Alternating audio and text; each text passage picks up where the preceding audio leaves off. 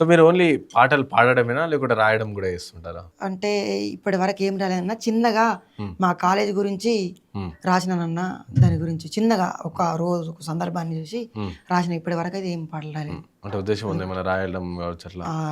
రాస్తామన్నా, భవిష్యత్తులో రాయాలనుకుంటున్నాం. సో ఇప్పుడు జరుగుతుంది దేశంలో చాలా ఇష్యూస్ పైన జరుగుతుంది. సో మీరు అదే బాటలో ఇటువైపు వస్తూ ఉన్నారు కాబట్టి, సో కాక్రోచ్ జనతా పార్టీ మీరు ఇంతకుముందు లీకులు కూడా ఎగ్జామ్లు కూడా లీకులు అయితేనే అని చెప్పి, సో కాక్రోచ్ జనతా పార్టీ అని చెప్పి అందులో కూడా చాలా మంది పాల్గొంటారు, కళాకారులు కూడా వచ్చి పాటలు కూడా పాడుతూ ఉన్నారు.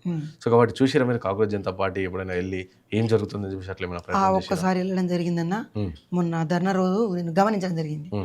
అయితే వీళ్ళంతా ఏబిడి గురించి కొట్లాడుతూ ఉన్నదాన్ని ఒక పాయింట్ ఆఫ్ వ్యూలో చూసుకోవాలి.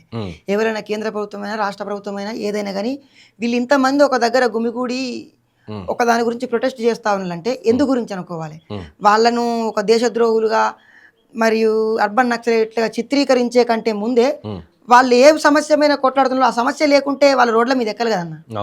సమస్యను నిర్మూలించే విధంగా ప్రభుత్వాలు పనిచేయాలి.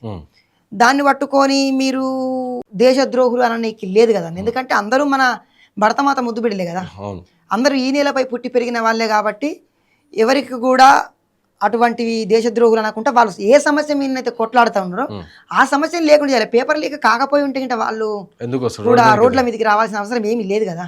మన పనిని మనం సక్రమ ప్రభుత్వాలు అనేటివి వాళ్ళ పనులను వాళ్ళు విధిగా నిర్వర్తించినప్పుడు ఎటువంటి సమస్యలు ఉత్పన్నం కావన్నా, అది చెప్పదలుచుకున్నాను. సో ఇంకా ఇప్పుడు చూసుకుంటే ఇప్పుడున్న యూత్ కావచ్చు, ఇప్పుడున్న జెన్జీ అంతా కూడా ఇటు సాఫ్ట్వేర్లు, ఐటీలు, అటు ఇటు అని చెప్పేసి కూడా చదువులు అవన్నీ ఎంజాయ్మెంట్ అవంతా కూడా ఇటువైపు వెళ్తా ఉన్న పరిస్థితి, అంటే అర్బనైజేషన్ విధంగా, అంటే ఫ్యాషన్ అటు సైడ్ వెళ్ళిపోయిన పరిస్థితి. సో అలాంటిది మీరు ఇప్పుడున్న యూత్లో ఏం గమనించారు? అంటే మీరు ఇటు వస్తారు కాబట్టి, సో ఇటు ప్రజలు చైతన్యపరిచే విధంగా ఈ బాటలో వస్తున్నారు కాబట్టి ఇప్పుడున్న ప్రజెంట్ యూత్లో ఏం గమనించారు? అంటే ఎక్కడ లోపిస్తుంది? అంటే ఈ చైతన్యం చేయాలి, సమాజానికి ఏదో ఒకటి చేయాలి అనే ఉద్దేశం వాళ్ళకి లేదు, చాలా మందికి లేదు.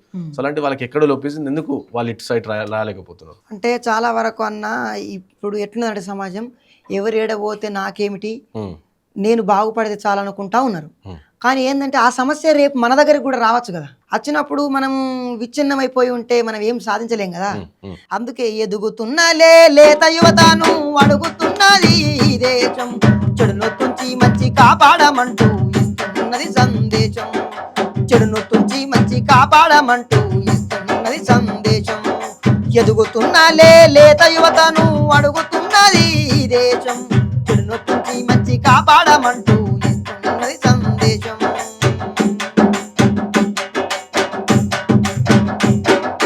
మొత్తుకు నా వినకపోతివా, నువ్వు మత్తుకు అలవాటు పడితివా, తిండి తిప్పాలు మాని నువ్వు తిరుగుడేంది చూడు తమ్మి, నీ పెళ్ళ ముందు గడ్డ మెరిగితివా, కళ్ళ కపటము ఎరగని నీవు అల్లరి పాలైపోకు తమ్మి.